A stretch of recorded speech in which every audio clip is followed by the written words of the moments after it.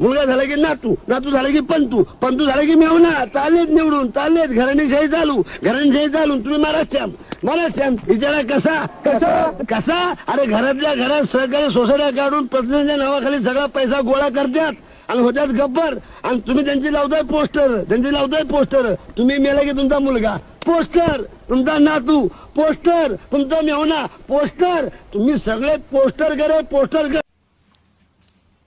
जय भीम, जय बिरसा, जय शिवराम.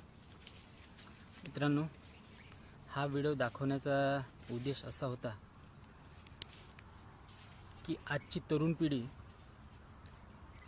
ही राजकारणाकडे कायम दुर्लक्ष करत आली. यामुळे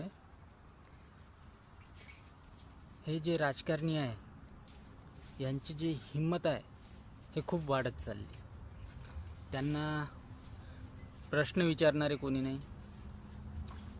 गावातील राजकारण असो की कुठलेही असो, त्यांना कुठल्याही प्रकारचा धाक उरलेला नाही.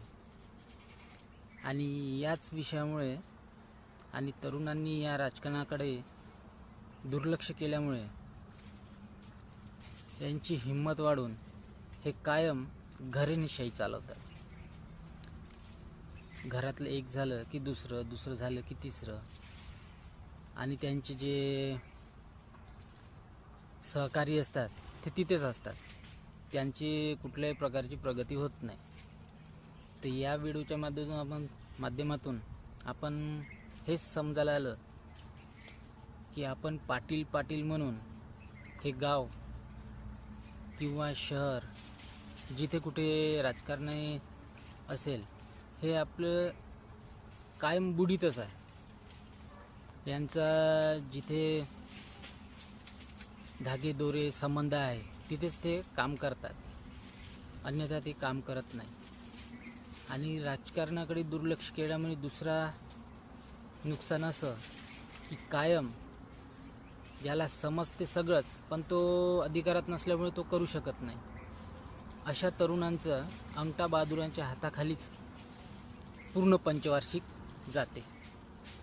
म्हणून या व्हिडिओच्या माध्यमातून आपल्याला एकच सांगायचं आहे की राजकारणाकडे दुर्लक्ष न करता त्याच्यात सक्रिय सहभाग घ्या, प्रश्न विचारा. गावाचा विकास आणि आपण जिथे कुठेही आहो तिथला विकास झाल्याशिवाय राहत नाही. जय भीम, जय शिवराय, जय बिरसा.